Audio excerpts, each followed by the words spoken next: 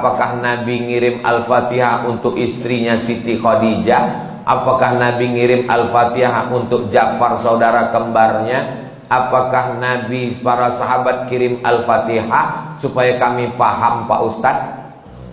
Jadi ini yang nanya ini, dia mau beramal kalau dilakukan Nabi. Kalau nggak dilakukan Nabi, nggak mau. Nggak apa-apa, bagus. Ada seorang sahabat Nabi, bukan sahabat Abdul Somad. Dia sebelum tidur malam bertasbih alfa uqdah 2000 simpul. Diambilnya simpul tali 2000. Simpul tali 2000. Habis itu zikir subhanallah subhanallah subhanallah 2000 simpul. Sekarang saya tanya, bolehkah bertasbih 2000 kali sebelum tidur malam? Boleh apa enggak boleh? Sekarang balik pertanyaan ini. Pernahkah Nabi melakukannya? Enggak pernah. Kalau enggak pernah dilakukan Nabi, apakah boleh dilakukan? Tadi katanya yang boleh, sekarang enggak boleh. Ternyata kalau ngomong sama orang belum sarapan susah ya.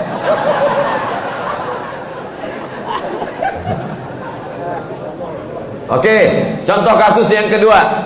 Ada seorang imam mazhab. Tadi yang bertasbih 2000 kali sebelum tidur itu sahabat Nabi, namanya Abu Hurairah. Sahabat Nabi. Di mana bisa dibaca biografinya? Dalam kitab Syiar A'lam An-Nubala. Siapa yang nulis? Imam Az-Zahabi, Imam Ahlus Sunnah wal Jamaah. Contoh yang kedua. Da'autu lisyafi'i fi salati arba'ina sanah. Saya mendoakan guru saya Imam Syafi'i fi salati, dalam salat saya arba'ina sanah, 40 tahun. Rabbil firli wali walidayya wali Muhammad bin Idris Asy-Syafi'i. Bolehkah mendoakan Imam Syafi'i 40 tahun? Boleh. Sekarang pakai logika ini. Pernahkah dilakukan Nabi? Nggak pernah. Kalau nggak pernah dilakukan Nabi berarti nggak boleh. Ini pertanyaan tingkat tinggi. Apakah mesti disyaratkan, mesti dilakukan Nabi dan sahabat? Puasa Nabi Daud, pernahkah Nabi melaksanakan puasa Nabi Daud secara berterusan? Yasumu yauman wa yuftiru yauman? Nggak pernah. Tapi Nabi memujinya. Apa kata Nabi? Ahabbu saum ilallah saumi Daud. Puasa yang paling bagus adalah puasa Nabi Daud. Nabi tak pernah melakukannya. Jadi sunnah ada 3. Yang pertama sunnah fi'liyah, Nabi melakukannya. Yang kedua sunnah qauliyah, Nabi mengucapkannya tapi Nabi tak melakukannya. Ada jenis yang ketiga, sunnah takririyah, Nabi tidak melakukannya, Nabi tidak mengucapkannya, dilakukan orang lain, disetujui Nabi. Mana contohnya? Sami Allahu liman hamidah, Nabi mengajarkan Rabbana lakal hamdu mil'us samawati wa mil'ul ardi wa mil'u ma syi'ta min syai'in ba'du. Tapi ada satu sahabat bacaannya lain. Sami Allahu liman hamidah, Rabbana lakal hamdu hamdan thayyiban mubarakan fi. Selesai salat Nabi tanya, siapa tadi yang baca alhamdulillah hamdan thayyiban katsiran mubarakan fi? Aku enggak pernah ajarkan. Aku ya Rasulullah. Apakah Nabi marah? Aku enggak pernah melakukannya. Kenapa kamu pandai-pandai buat doa itu? Kau masuk neraka jahanam. Apa kata Nabi? Apa kata Nabi? Ra'aitu bid'an wa salasuna malakan yabtadirun. Aku lihat 39 malaikat turun dari pintu langit ingin mencatat doa yang kau baca. Enggak pernah dibaca Nabi. Begitu juga dengan Allahu Akbar kabira. Diriwayatkan oleh Abdullah bin Umar bin Khattab. Nabi mengajarkan Allahumma ba'id baini wa baina khatayaya kama ba'adta bainal masyriqi wal maghrib. Sahih Bukhari. Allahu Akbar kabira ada juga dalam Sahih Bukhari. Nabi tidak pernah mengucapkannya. Siapa yang membaca itu?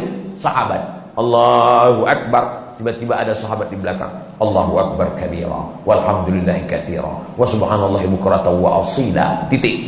Wajah wajhiyya itu iftitah lain. Selesai salat Nabi tanya, siapa tadi yang baca Allahu Akbar kabira? Ana ya Rasulullah. Apa kata Nabi? Futihat abwabus sama, terbuka pintu-pintu langit, malaikat turun mencatat doa yang kau baca. Ini jenis takriri. Makanya perbuatan kalau tidak dilakukan Nabi adalah bid'ah.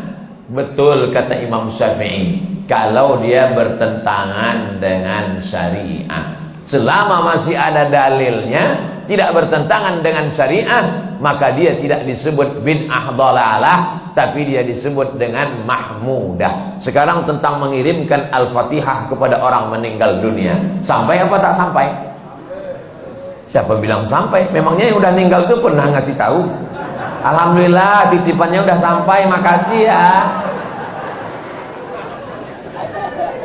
Imam Ibnu Taimiyah punya murid namanya Imam Ibnul Qayyim Al-Jauziyah.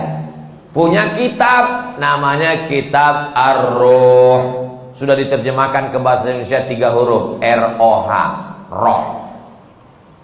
Di situ diceritakan Imam Ahmad bin Ambal lewat di suatu makam. Ada orang baca Quran. Kata dia, berhenti, jangan kau baca. Lalu disebutkanlah sanad-sanadnya bahwa membaca Quran itu untuk orang meninggal dunia tidak terlarang. Tentang kitab roh ini tidak diragukan, karena ada seorang dapat gelar doktor gara-gara meneliti kitab roh, namanya Dr. Bassam dari Kuwait. Umar bin Khattab punya anak laki-laki namanya Abdullah bin Umar bin Khattab. Dia pesan, kalau aku meninggal dunia, nanti bacakan di atas makamku pangkal Al-Baqarah 5 ayat sampai wa ulaika humul muflihun, dan ujung Al-Baqarah 3 ayat lillahi ma fis samawati sampai habis. Pesan Abdullah bin Umar bin Khattab kepada orang, nanti kalau aku sudah meninggal. Berdasarkan itu Imam Nawawi meninggal tahun 676 dari kalangan mazhab Syafi'i, dalam kitab Al-Azkar mengatakan, wa in khatimul Qur'ana fahuwa hasanun. Seafdal-afdalnya dibacakan sekhatam Al-Quran. Kalau tidak sanggup sekhatam Al-Quran, likulli syai'in qalbun, segala sesuatu punya hati. Wa qalbul Quran Yasin, hatinya Al-Quran adalah Yasin. Enggak sanggup juga, Ummul Quran Al-Fatihah. Itulah dia dalil-dalil orang yang membacakan Quran. Kalau enggak setuju, jangan salahkan orang karena orang punya dalil. Saya enggak setuju, enggak usah lakukan. Yang tidak boleh itu adalah tidak ada ulama satupun yang membolehkan, dia membuat sendiri. Nah, itu enggak boleh. Imam Nawawi, ini Imam Nawawi bukan imam sembarangan. Dia bukan selevel Imam Samudra, apalagi Imam S. Arifin. Imam Nawawi, kalau kita baca kitab pertama Sahih Bukhari, di bawah Sahih Bukhari Sahih Muslim. Imam Muslim muridnya Imam Bukhari. Kalau kita baca Sahih Muslim kita nggak paham, kita mesti baca kitab Al-Minhaj Syarah Sahih Muslim Ibn Al-Hajjaj Imam Nawawi. Imam Nawawi itu dalam kitab fikih, kitab besar Al-Majmu' Syarah Muhazzab, Raudatul Talibin wa Umdatul Muftin. Saya ngajar hadis arba'in, hadis paling sedikit kecil arba'in, Imam Nawawi. Hatam arba'in naik kitab Riyadus Shalihin, Imam Nawawi. Hatam Riyadus Shalihin naik lagi kitab Al-Azkar, Imam Nawawi. Membaca kitab Mustalah Hadis yang disyarah oleh Imam Suyuti, Tadribur Rawi, Syarah Takrib Nawawi. Imam besar. Apa kata Imam Nawawi mengomentari hadis tentang pelepah korma? Nabi membelah pelepah korma, ditusukkannya ke makam. Apa kata Nabi? Kalau tasbih pelepah korma saja sampai, apalagi bacaan Quran orang beriman.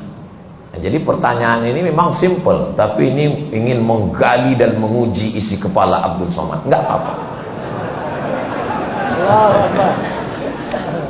Kalau enggak setuju, enggak usah lakukan. Tapi jangan salahkan, karena nanti takutnya di akhirat ketemu dengan Imam Nawawi, malu.